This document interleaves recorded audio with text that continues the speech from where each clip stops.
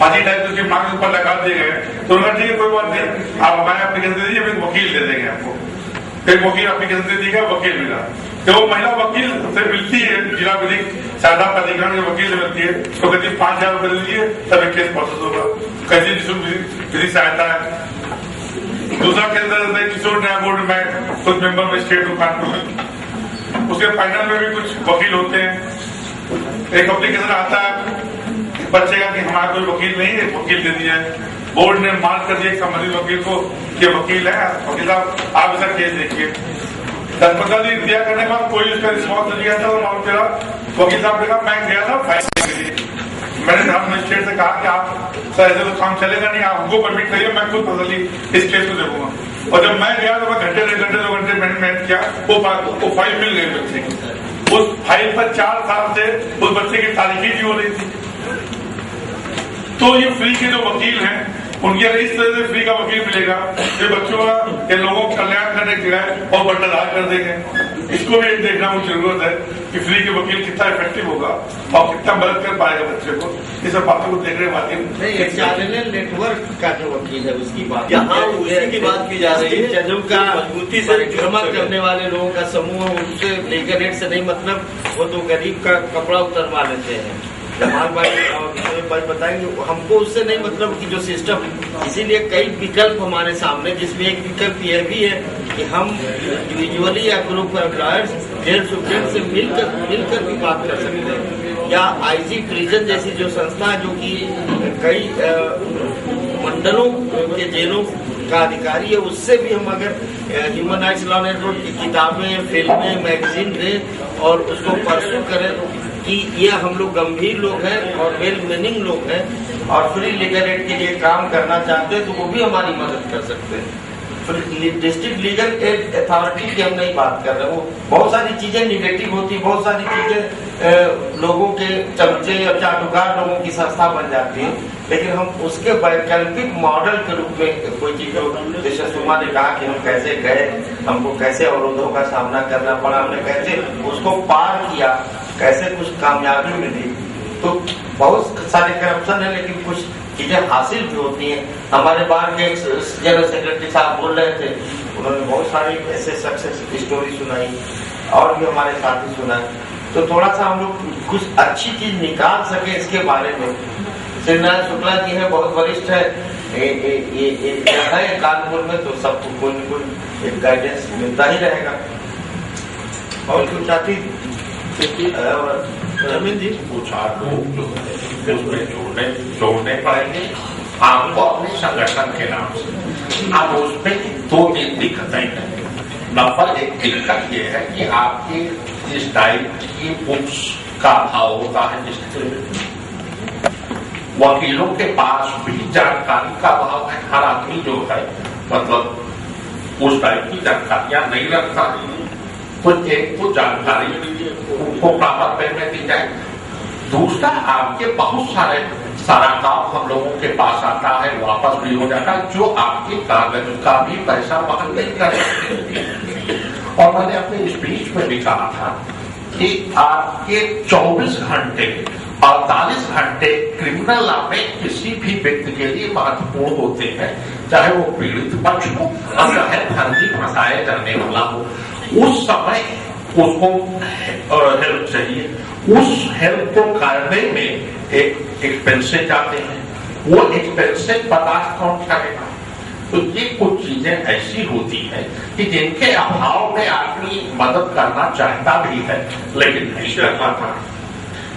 भाई एक photo state कराइए, आपके अदर सारी चीजें करिए, तमाम सारी मतलब जो पब्लिक इशू के सवाल हैं उनके ऊपर जो है जैसे डिस्ट्रिक्ट लेवल पे भी रिलीफ मिल सकती है, आपके हाई कोर्ट स्तर पे भी तमाम सारा काम हो सकता है, लेकिन जानकारी के अभाव में या भागदौड़ के एक्सपेंसेस के अभाव में वो काम नहीं करते हैं, हम लोग भी नहीं करते। तो इसको जारी रखने के लिए आपको डिस्ट्रिक्ट लेवल पे आपको 2 वकील 3 वकील जो है मतलब जो फर्जी बिल वाउचर वाले ना हो मतलब वहां उनमें रुचि भी हो और वो थोड़ा सा ईमानदारी से काम करने के लिए तैयार हो, तो ये सारी चीजें संभव है। इसके अलावा कोई विकल्प नहीं।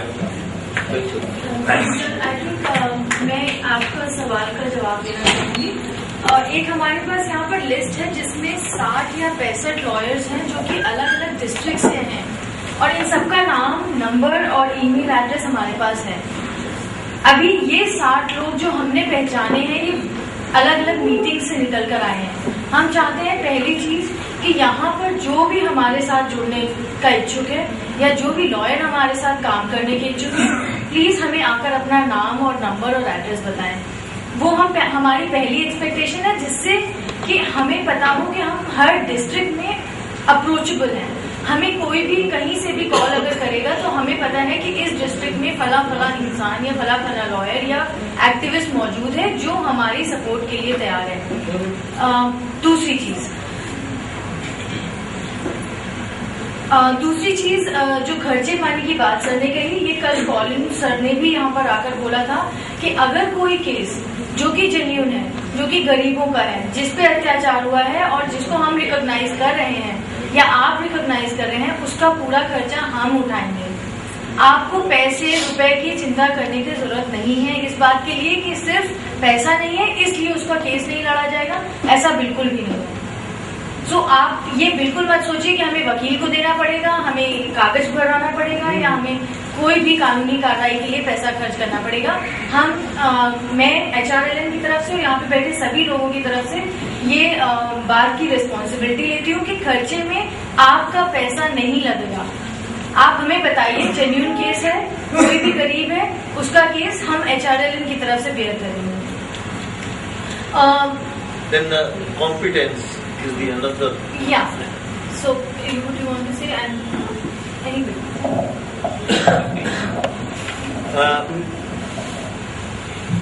एक बात जो आपने कही है कि लोगों के पास जानकारी का अभाव है और बुक्स नहीं है, उनके अंदर कुछ कॉम्पिटेंसी का वो, मेरी कॉलिन से भी बात हुई है और यहाँ पे दूसरे और साथी, और मैं खुद भी जो है थोड़ा सा मेरे पास कानूनी लिटरेचर ठीक ठाक सा है।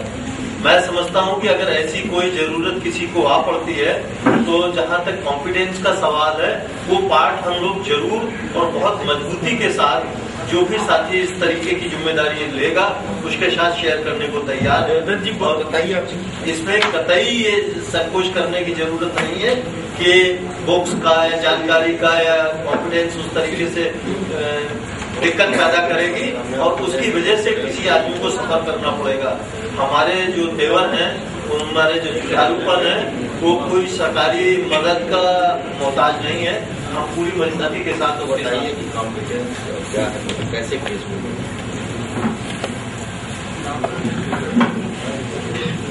मैं देवदत्त सिंह एडवोकेट शिवकोट आजमगढ़ में प्रैक्टिस करता हूँ और HRLN से काफी दिनों से जुड़ा हुआ हूँ। हम देखते हैं कि कोई बड़ी घटना होती है या कोई स्कैंडल होता है तो उसमें जो है जो वास्तविक अपराधी होते हैं जब वो गिरफ्तार नहीं होते हैं तो पुलिस जो है तमाम निर्दोष लोगों को जो है गिरफ्तार करके और जेल में डाल देती है और वो बेचारे जो है किसी रिप्रेजेंटेशन की वजह से और गरीबी की वजह से जो है उनका कोई जमानत कराने को नहीं मिलता है। तो हम समझते हैं कि ऐसे लोगों की जो कि इस तरह गरीब हैं और किसी भी तरीके से अपनी जमानत कराने में सक्षम नहीं है, ऐसे लोगों का जो है हम लोग जो नेटवर्क बना रहे हैं हर जिले में ऐसे लोगों की सहायता करें, ये लोग ऐसे लोगों को चिन्हित करें। और ऐसे भी बहुत लोग हैं जो किसी अन्य वजहों से भी जो जेल में बंद हैं या जिनकी जो है जमानत हो चुकी है और उसके बावजूद भी जो जेल में केवल जो है जमानत न हो पाए, जमानतदार न मिल पाने की वजह से जो जेल में बंद है, ऐसे भी लोगों का जो हम चिन्हित करें और उनको, और इसके लिए मैं समझता हूँ कि शायद हम RTI का भी यूज कर सकते हैं और जिला जेल से जो है इनकी सूचना मांग सकते हैं। जैसे कितने व्यक्ति हैं जिनकी सजा पूरी हो चुकी है और उसके बाद भी जो अभी जेल में बंद है या जिनकी जमानत हो चुकी है और उसके बाद भी जेल में बंद है। तो मैं समझता हूँ कि इस तरह का कार्य करके हम जो है ऐसे लोगों का काफी भला कर सकेंगे और समाज का भी भला कर सकेंगे। धन्यवाद।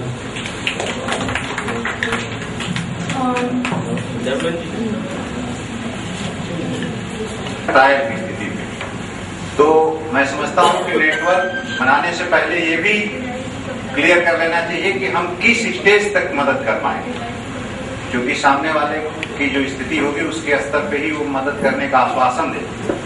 पता लगा कि जैसे आप अभी कह रहे थे कोई सुमन साहब की फर्जी बिलिंग वाला मामला, पता लगा कि नेटवर्क जो है बेल के स्टेज पे मदद कर रहा है और क्लाइंट आपसे ट्रायल के स्टेज पे मदद चाह रहा है, तो एक कंफ्यूजन ना हो, ये चीज भी क्लियर होनी चाहिए। दूसरी चीज जो मुझे लग रही है कि बड़े पैमाने पे जो सीनियर सप्लायर हैं वो इस तरह के कामों में आपको मॉरल सपोर्ट कर सकते हैं, फिजिकल सपोर्ट उनका कभी कभार हो सकता है, तो ऐसे लोगों को हम चुने कि जो समय दे सकें इस काम के। बाकी तीसरी चीज जो मुझे लग रही है कि क्योंकि नए लोगों को जब चुनेंगे तो HRNL का शुरू से ये प्रयास रहा है कि हम एक मजबूत वकीलों का नेटवर्क खड़ा करें, और मजबूत वकील बिना अध्ययन बिना ज्ञान के नहीं हो सकता। तो हमारे बहुत साथी ऐसे हो सकते हैं कि जिनके पास कुछ बेसिक लिटरेचर भी न हो या बेसिक हो तो सेकेंडरी न हो, कुछ इस तरह का हमें अपने सिस्टम को मजबूत करने के लिए उनको लिटरेचर भी उपलब्ध कराने होंगे कि जो उनको एक मजबूत नेटवर्क का हिस्सा बना। धन्यवाद। और हम किस लेवल पे सपोर्ट कर सकते हैं? जहाँ तक HRNL का सवाल है, उसका कमिटमेंट का सवाल है, अभी हमारा स्टेज इस लेवल का नहीं है कि अभी हम ट्रायल पे पूरा अपना कंसंट्रेशन कर सके। तो हमारा अभी जो सपोर्ट होगी, जो इनोसेंट और पुअर अक्यूज ऐसे हैं जो जिनको बेल के लिए सपोर्ट चाहिए, तो हमारी सपोर्ट बेल पर इस टाइम अभी है। उसके लिए भी हम अपनी पॉलिसी बना रहे हैं कि ट्रायल पर कोई ऐसे कॉम्प्लिकेटेड केसेस हैं जहाँ पर मुस्तैदी के साथ वकीलों को होना चाहिए ट्रायल के लिए, क्योंकि ट्रायल इज अ लॉन्ग बहुत लंबा प्रोसेस है और उसके ऊपर हमारा एडवोकेट एकदम लगना पॉसिबल नहीं है। बट हमारे दिमाग में ट्रायल की जो प्रोसीडिंग्स है उसको फॉलो अप कैसे करना है वो भी है, तो उसके लिए हम अभी वर्कआउट कर रहे हैं। बट राइट नाउ बड़े केस हो जिसमें कि 50-100 लोग लेवल पे होता है। हाँ, जैसे धर्मेंद्र जी ने बताया कि ट्रायल की बात अगर हम करते हैं तो कोई ऐसा जैसे कोई इनोसेंट अक्यूज है, कोई मतलब एक ग्रुप ऑफ पर्सन्स इन्वॉल्व, जैसे कोई बॉम्ब ब्लास्ट होता है और आर्बिट्रेरी अरेस्ट होती है, तो इस तरह के बड़े केसेस हैं, उस केसेस में हाँ हम जरूर कार्य कर सकते हैं, बट इंडिविजुअल केसेस पे it is not possible right now, so it will take some time. मैं दो बातें और बोलना चाहूँ। हमारे लॉयर्स हैं, हमारे नंबर्स हैं, सब कुछ अवेलेबल है, हमारे काम कर रहे हैं, जुड़े हैं, बट कई बार समस्या टाइम देखकर नहीं आती है कि अभी रात है, मैं अभी नहीं जाऊंगी, मैं सुबह जाऊंगी जब हमारा लॉयर मौजूद होगा। तो ऐसा सब जब समय आता है, किसी को कोई भी प्रॉब्लम है, अगर हमारे डिस्ट्रिक्ट लॉयर्स अवेलेबल नहीं हो पा रहे हैं उस समय, आप हमारे जितने भी सीनियर यहाँ पर लॉयर्स बैठे हैं, आप सबके नंबर्स अपने पास रखो और आप किसी को भी कॉल करें। और मैं आपको गारंटी देती हूँ इस बात की कि कोई ना कोई आप सबकी हेल्प के लिए मौजूद जरूर रहेगा। अगर स्टेट लॉयर्स किसी कारणवश अनअवेलेबल है या नहीं एक्सेस कर पा रहे हो, आप दिल्ली ऑफिस का नंबर ले लो जो कि 24 आवर्स रनिंग नंबर है। आप दिल्ली ऑफिस में कॉल करो और हम वी विल अश्योर यू कि आपके पास असिस्टेंस जितनी जल्दी से जल्दी पॉसिबल होगी उतनी जल्दी हम आपको लीगल हेल्प की एक्सेस कराएंगे।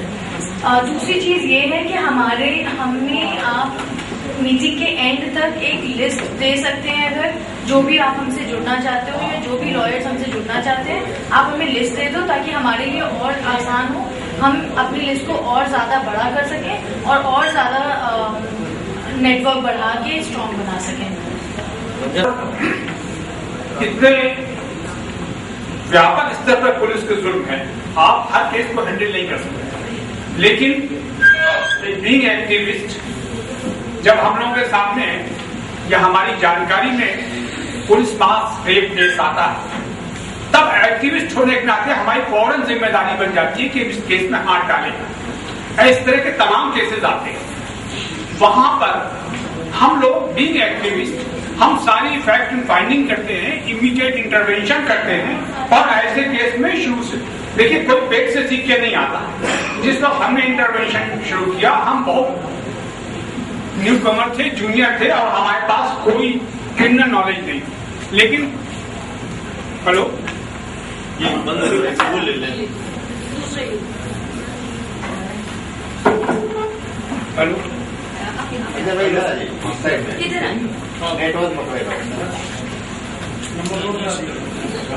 है ह्यूमन राइट लॉ नेटवर्क। ऐसे जहाँ पे समाज को लेसन मिले, जहाँ पुलिस को लेसन मिले, जहाँ बड़े पैमाने पर लोग फंसाए जाते हैं, वहां पर आपको हैंडलिंग करनी है। और ऐसे भी केसेस आपको मालूम हो जाते हैं, जैसे हमारे यहाँ एक औरत ने इसलिए कि उसका ससुर और उसके जेठ उसके साथ बुरा काम करते थे। शौहर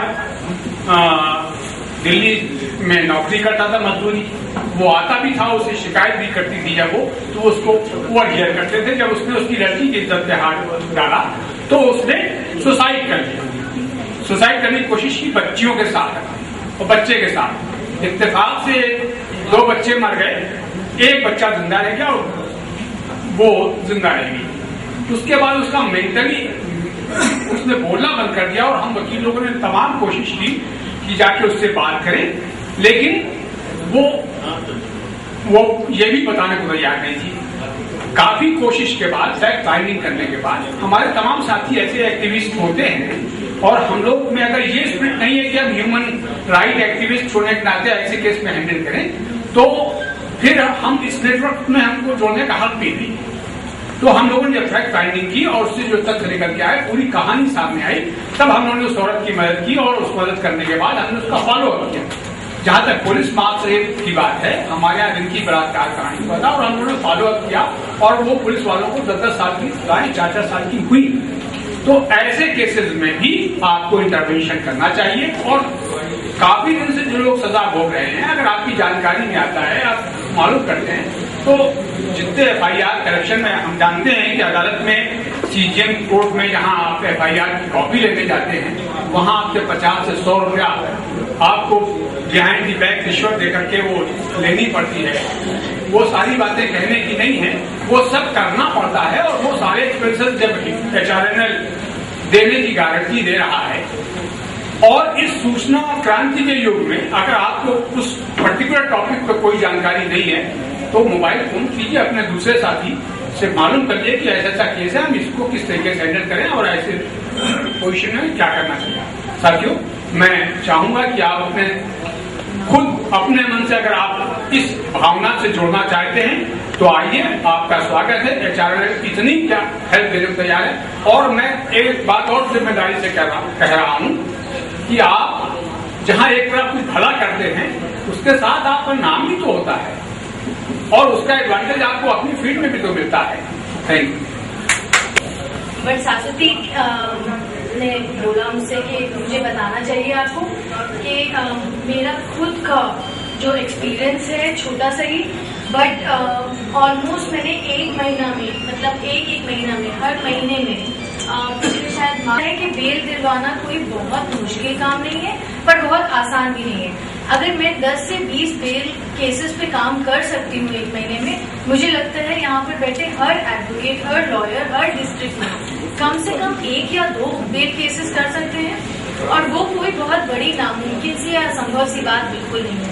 हम एक्सपेक्ट करेंगे कि जितने हमारे लॉयर्स हैं यहाँ पर, हर डिस्ट्रिक्ट के जितने नाम हैं यहाँ पर जो जितने मौजूद हैं, वो 1 या 2 मिनिमम या 2 से ज्यादा बेल केसेस करवा कर हमें इन्फॉर्म करें और हमें बताएं कि ये जेन्युइन केस था और आपने इस वजह से उसको बेल दिलवाया है और आपने इसका, और बेल दिलवाने के बाद आपका ऑर्डर ये है, उस ऑर्डर में आपका नाम है और आप once the case is over and the person is release, jail से वो बाहर आ जाता है बेल दिलवाने के बाद, आपका जितना भी खर्च होता है उसमें, उसका हम पूरा पैसा आपको देंगे।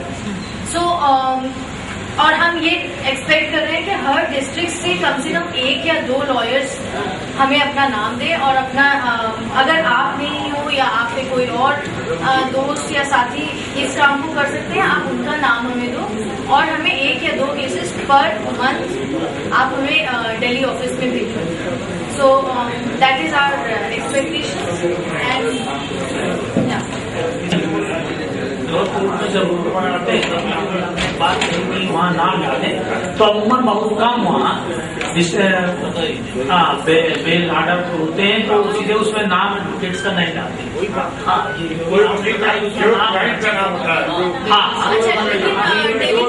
कहीं नहीं लिखते, चित्रकूट में नहीं लिखते। हाँ एक्यूज का नाम रहेगा, क्राइम नंबर रहेगा, हाँ हाई कोर्ट में लिखा जाता है, हम डिस्ट्रिक्ट कोर्ट की बात हमें पता चले क्योंकि हम लोग दिल्ली में हमारे आए थे हर कहीं इस आधार पर कि उसका नाम नहीं है, थोड़ा सा नहीं इसमें आपका तो वो लग जाएगा।